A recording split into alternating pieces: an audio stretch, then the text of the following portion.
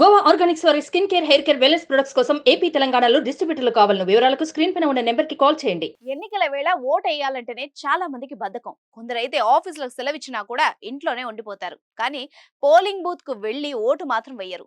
చూద్దాంలే, తర్వాత ఓటేద్దాంలే అని అంటారు. అలాంటి వాళ్లకు ఓటు విలువ తెలిసి కూడా ఓటు హక్కును వినియోగించుకోవాలనే సోయి ఉండదు. కానీ ఓ వ్యక్తి మాత్రం అలా చేయలేదు. చిత్తశుద్ధి ఉండాలే గాని అవిటితనం దేనికి అడ్డు కాదని నిరూపించాడు. తాజాగా ఓ వ్యక్తికి రెండు చేతులు లేకపోయినా తన ఓటు హక్కును వినియోగించుకునే బాధ్యతను మాత్రం మర్చిపోకుండా అందరినీ ఆశ్చర్యపరిచాడు.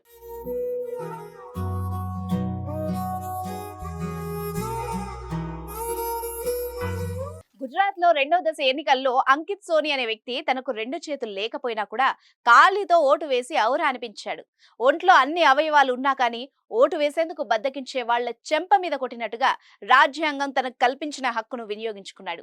అంకిత్ సోనికి 20 ఏళ్ల క్రితం ఓ ప్రమాదంలో రెండు చేతులు తెగిపోయాయి.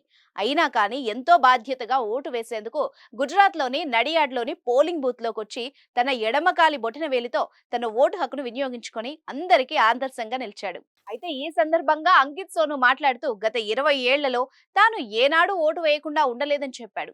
చేతులు లేకపోయినా కాలి వేళ్లతో తాను ఓటు వేస్తానని తెలిపాడు.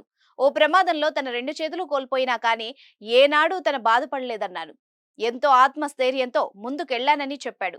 రెండు చేతులు లేకపోయినా కానీ ప్రస్తుతం పీహెచ్డీ చేస్తున్నట్టు వెల్లడించాడు. ప్రతి ఒక్కరూ ఎన్నికల్లో తమ ఓటు హక్కును వినియోగించుకోవాలని పిలుపునిచ్చాడు.